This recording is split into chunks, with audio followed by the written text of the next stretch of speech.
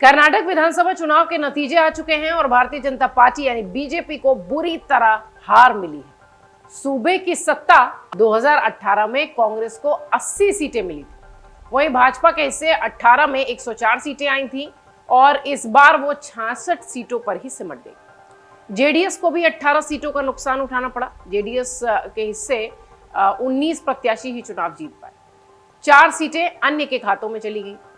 चुनाव नतीजों ने भाजपा को एक बड़ी चिंता दे दी, वो ये कि अगर यही हाल रहा तो अगले साल होने वाले लोकसभा चुनाव में भाजपा को बड़े नुकसान का सामना करना पड़ेगा। आइए जरा जानते हैं कि कर्नाटक के समीकरण क्या थे, पिछली बार लोकसभा चुनाव में क्या हुआ था और अगर कर्नाटक का ये हाल हुआ है तो क्या इसका नुकसान सीधे भाजपा को 2024 में होगा। कर्नाटक में लोकसभा की कुल 28 सीटें, 2019 में हुए आम चुनाव में इनमें से 25 सीटों पर भारतीय जनता पार्टी ने जीत दर्ज की थी। कांग्रेस और जेडीएस के खाते में एक एक सीटें गई थी और एक सीट निर्दलीय उम्मीदवार को मिली थी। ये 2018 का पूरा समीकरण हो गया। अब आपको बताते हैं कि किस लोकसभा क्षेत्र से भाजपा ने कितनी सीटें हारी हैं, जिसका खामियाजा उन्हें हो सकता हो 2024 में उठाना पड़े।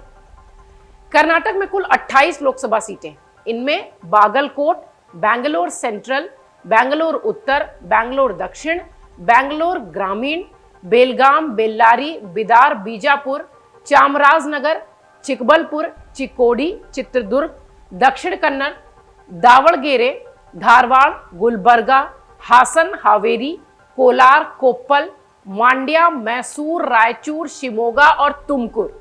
इन सब के अलावा उडुपी, चिकमंगलूर और उत्तर कन्नड़ के इलाके शामिल हैं, जहां पर कि ऐसा नुकसान हुआ है कि हो सकता हो इसका खामियाजा 2024 में भुगतना पड़े। आइए संक्षेप में आपको तुलना करके बताते हैं। दरअसल बागलकोट लोकसभा क्षेत्र के तहत कुल विधानसभा की 8 सीटें हैं, इनमें से कांग्रेस ने 5 और भाजपा ने 3 सीटों पर जीत दर्ज की है। अब इसका फायदा कितना 2024 में मिलेगा, ये देखने वाली बात होगी। बैंगलोर सेंट्रल, जिसकी बात हम कर रहे थे, लोकसभा के तहत यहां 8 विधानसभा सीटें आती हैं और इनमें से कांग्रेस ने 5 सीटें जीत ली हैं और भाजपा के हिस्से मात्र 3 सीटें आई। बेंगलुरु उत्तर क्षेत्र की बात करें तो यहां विधानसभा की 8 सीटें हैं और इनमें भाजपा ने 5 और कांग्रेस ने 3 सीटों पर जीत दर्ज की है। बेंगलुरु दक्षिण में 8 विधानसभा सीटें हैं, इनमें से 4 कांग्रेस के हिस्से गई हैं, भाजपा ने 4 पर कब्जा किया है। बेंगलुरु ग्रामीण की 8 विधानसभा सीटें हैं और इनमें कांग्रेस ने 5, भाजपा ने 2 और जेडीएस ने 1 सीट पर जीत हासिल की है। बेलगाम बहुत ही चर्चित इलाका है, यहां विधानसभा की 8 सीटें आती हैं, इनमें से 5 पर कांग्रेस, 3 पर भाजपा ने जीत हासिल की है। बेल्लारी लोकसभा के अंतर्गत भी विधानसभा की 8 सीटें हैं और इस बार 6 पर कांग्रेस का कब्जा है, 2 अन्य पर भाजपा और जेडीएस के उम्मीदवार जीते। बीदर की विधानसभा सीट, बीदर का क्षेत्र बहुत ही प्रचलित संसदीय क्षेत्र है, यहां पर भी 8 सीटें आती हैं, इनमें 5 भाजपा, 3 कांग्रेस को जीत दिखाती नजर आ रही है। बीजापुर की बात करें तो यहां भी 8 सीटें हैं, यहां कांग्रेस ने 6, भाजपा ने 1 और जेडीएस ने 1 सीट हासिल की है। चामराजनगर, जो कि बहुत बड़ा इलाका आता है, 8 विधानसभा सीटें यहां पर भी हैं, यहां पर कांग्रेस ने 7 और जेडीएस ने 1 सीट पर जीत दर्ज की है। अब आप समझिए कि वो सारे लोकसभा क्षेत्र हैं और कई सारे ऐसे लोकसभा क्षेत्र हैं जहां पर 7-8 विधानसभा सीटें हैं और वहां पर भाजपा को खासा नुकसान होता दिखाई पड़ रहा है। इसलिए राजनीतिक पंडित ये कह रहे हैं कि लोकसभा की ये सीटें अगर नुकसान देती दिखाई पड़ रही हैं तो हो सकता हो इसका खामियाजा 2024 में भुगतना पड़े।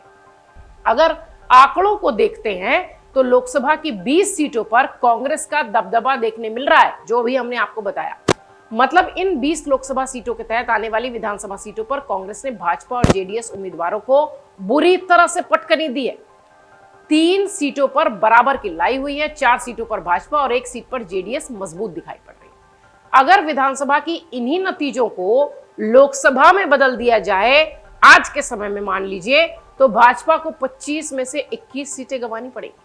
राजनीतिक पंडित यही कह रहे हैं कि इन तमाम सीटों पर, जो कि लोकसभा की सीटें हैं, वहां पर कांग्रेस का दबदबा दिखाई पड़ रहा है विधानसभा के क्षेत्रों में। अगर ऐसा ही रहा तो निश्चित तौर पर 2024 में भाजपा को बहुत ज्यादा नुकसान उठाना पड़ सकता है। 20 लोकसभा सीटों पर। मन से उजाला कर चले, मन से